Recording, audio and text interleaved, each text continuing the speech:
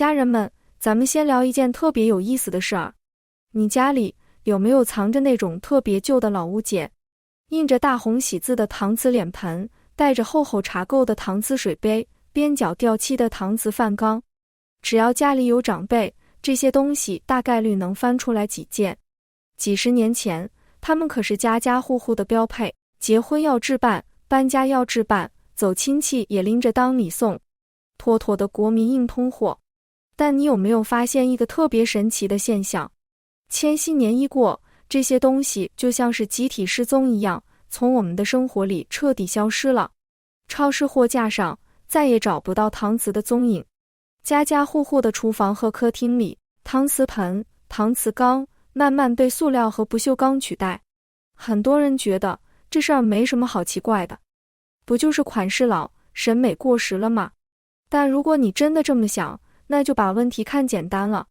一个称霸中国日用品市场近半个世纪的国民神器，凭什么突然断崖式衰落？这背后的真相远比你想象的复杂，里面藏着材料迭代的残酷，藏着工业升级的必然，藏着健康隐患的隐忧，更藏着几代中国人生活方式的巨大变迁。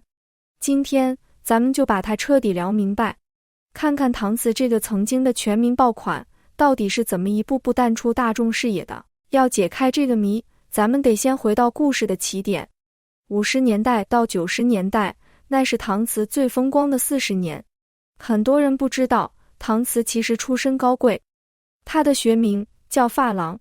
几百年前，那是欧洲皇室的专属工艺，法国宫廷用它做餐具，英国贵族用它做摆件，普通老百姓压根儿接触不到。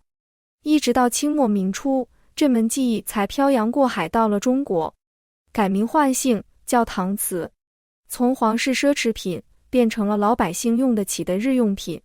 新中国成立后，国内轻工业快速起步，搪瓷靠着独一无二的优势，迅速占领了国民生活市场。那时候的物资匮乏到什么程度？买米要票，买布要票，买个脸盆也得要票，日子过得紧巴巴，人们挑生活用品只认一句话：皮实耐用。而搪瓷恰好把所有的优点都占了。它耐用到什么地步？说白了，搪瓷就是在铁皮表面高温烧制一层硅酸盐釉料，烧成之后表面光滑，质地坚硬，防水防锈，不怕腐蚀。再看同时期的其他材质，木盆容易发霉，粗陶盆笨重，铁器放久了就生锈，唯独搪瓷干净轻便，结结实实。一个脸盆能用10几年，一个水杯能传着用，那都不叫事儿。在那个年代，这就是顶级的性价比。更难得的是，搪瓷长得还好看。那个年代，家家户户的颜色都特别单调，灰扑扑的衣服，灰扑扑的墙，唯独搪瓷制品上面有大红的喜字，有鲜艳的花卉，有时代的标语，往那一摆，整个屋子都亮了。特别是80、90年代，结婚嫁女儿，搪瓷脸盆、搪瓷水杯那是必备的嫁妆，成双成对，寓意圆满红火。既是生活用品，又是吉祥物件，带着一股子中国人特有的仪式感。当然，最重要的还是它真的好用。搪瓷表面光滑，不挂油，清洗特别省事儿。装热水、盛饭菜、放酱料，从来不串味。耐高温，不容易滋生细菌。做饭能用，洗漱能用，下地干活也能用。田间地头，一个搪瓷缸，一壶凉白开，就是庄稼人一天的念想。靠着这些硬实力，搪瓷工业迎来了黄金鼎盛期，全国涌现出上百家国营搪瓷厂。上海一丰、北京搪瓷厂、天津搪瓷厂，个个都是响当当的名号，产品卖遍全国，产量稳稳站在世界前列。真的是家家有搪瓷，人人用搪瓷。毫不夸张地说，搪瓷撑起了几代中国人的烟火日常。就是这样一个全民神器，谁也没想到，巅峰之后，紧接着就是落幕。90年代末到21世纪初，短短10来年，搪瓷行业迅速崩塌，国营搪瓷厂一家接一家倒闭，曾经满大街的搪瓷制品，眨眼就退出了主流市场。很多人到这会儿还蒙着呢，明明这么好用，明明这么耐用，怎么说没就没了？这里头的核心原因，我给大家拆成3块。第一块是成本和价格之间出现了一个巨大的剪刀差。第二块是产品自身有无法弥补的硬伤。第3块是行业乱象，加上政策收紧，把最后的路也堵死了。咱们一块一块说。先说第一块，成本与价格的剪刀差。很多人以为搪瓷便宜，毕竟小时候几块钱就能买一个盆，但那是产能过剩之后的清仓价。实际上，搪瓷的生产成本从来就不低，铁皮要选好的，釉料要反复调配，中间要经过酸洗、喷釉、高温烧制，一套流程下来，处处都是钱。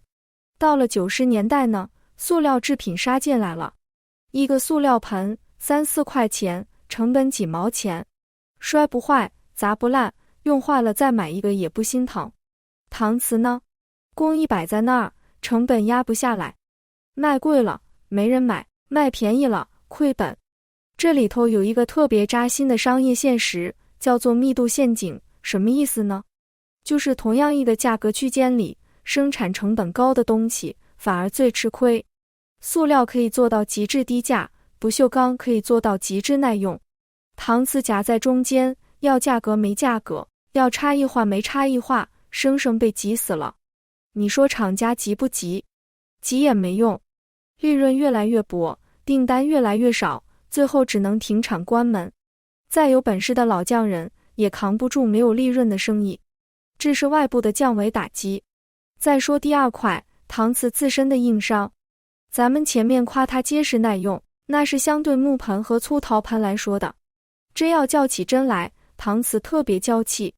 它那层釉面看着坚硬，其实跟玻璃一样脆，轻轻磕一下掉一块，摔在地上崩一片，露出里面黑乎乎的铁皮。接下来就是连锁反应，铁皮见水就生锈，生锈就起皮，起皮就掉渣。一个本来干干净净的搪瓷盆，用了3、5年就变得斑斑驳驳，满身伤痕。更麻烦的是，它怕骤冷骤热，刚装完滚烫的开水，立刻拿凉水冲，釉面就会因为热胀冷缩炸裂脱落。这些毛病放在以前真不算啥，东西坏了补一补接着用。但现在的年轻人要的是省心，塑料摔不坏，不锈钢用不坏，干嘛要伺候一个动不动就掉瓷的祖宗？如果说掉瓷只是糟心，那下一个问题就是真真切切的扎心了。很多老搪瓷存在重金属隐患。早年民用搪瓷为了降成本，为了提升釉面的光泽和附着力，大多数厂家都会在釉料里添加铅、铬这些重金属。釉面完好无损的时候，这些重金属被封在里头，基本不会析出。可一旦釉面破损开裂，或者长期盛放醋、酱油、咸菜这类酸性食物，铅和重金属就会慢慢溶出来，混进饭菜里，混进开水里，再被咱们一口一口喝进肚子。长期用这种东西，重金属会在人体里慢慢堆积，伤害神经系统，伤害造血系统。以前大家不懂这些，只知道能用、耐用，可现在呢？健康意识全面觉醒了，谁还敢把一个可能释放重金属的盆子端到饭桌上？真是压垮搪瓷的第2根稻草。还有第3块，行业的恶性竞争和环保红线。搪瓷最火的时候，大家都想分一杯羹，大量厂家跟风入局，市场瞬间挤成一锅粥。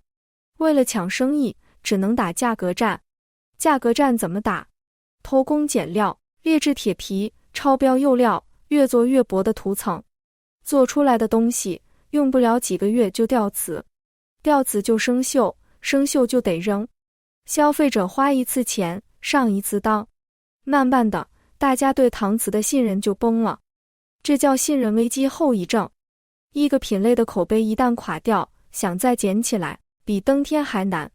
更雪上加霜的是，搪瓷生产本身属于典型的高污染、高耗能行业，酸洗工序、烧制工序会产生大量含重金属的废水和废气，对水土环境的污染相当严重。国内环保政策一收紧，大量不符合标准的生产线直接被关停，国营也好，民营也罢，通通没有退路。三重压力底下，搪瓷这个曾经的行业巨头彻底倒下，从国民刚需变成了角落里的老物件。讲到这里，可能有人心里头不是滋味，辛辛苦苦用了几十年东西，就这么被时代抛弃了，这未免太残酷了。但朋友们，咱们这时候得说句公道话，搪瓷真的彻底消失了吗？其实并没有，消失的只是那种粗制滥造的老式日用搪瓷。搪瓷工艺本身不仅活下来了，而且活得挺好。你看现在市面上特别火的高端珐琅锅，本质上它就是升级版的搪瓷锅，用无铅无镉的安全釉料，用加厚的优质钢板，用高温精密烧制。传统搪瓷那些掉瓷、重金属超标、怕温差的毛病全给治好了，颜值高，保温好，耐腐蚀，好清洗，成了高端厨具圈的新宠。一口锅随随便便卖几百上千块。你看，同样是搪瓷，换了个活法，价格翻了上百倍。再说工业和专业领域，搪瓷的地位更是无法撼动。热水器内胆要用它，烤箱内胆要用它，医疗器皿要用它，化工设备也要用它。改良之后的工业搪瓷，耐高温、耐腐蚀，绝缘稳定，别的材料根本替代不了。这些年复古风潮起来了，老搪瓷反而成了香饽饽。老式搪瓷水杯、搪瓷碗、搪瓷摆件成了年轻人追捧的网红单品，摆在家里自带一种岁月沉淀的质感，拿着出街那就是怀旧文创的天花板。所以你看，搪瓷并没有死，它只是换了一副面孔，换了一种身份，继续活在咱们的生活里。说到底，消失的不是搪瓷工艺，是那些落后又不安全的传统产销模式。淘汰的也不是搪瓷材质本身，是那些粗糙的、劣质的、跟不上时代的老派做法。咱们回望搪瓷这上百年的起起落落，它的兴衰史其实就是一部浓缩的中国百姓生活进化史。物资匮乏的年代，咱们要的是结实、便宜、够用。于是搪瓷凭着高性价比，托起了好几代人的烟火寻常。生活富裕的今天，咱们要的是安全、健康、美观、实用。于是塑料、不锈钢、高端珐琅接过了接力棒。搪瓷的退场不是惋惜，恰恰是时代向前走的最好证据。它脱下了廉价的旧衣裳，却保住了工艺的硬核内核，以全新的姿态继续陪着咱们过日子。而那些留在老柜子里的斑驳老搪瓷，也早就超过了物件本身的意义。它们是一代人的青春记号，是最朴素的人间烟火，是一家人说不完道不尽的旧时光。好了，节目最后给你们留一个问题：如果你家的老柜子里现在还躺着那么一个掉瓷的搪瓷脸盆，你会怎么处理？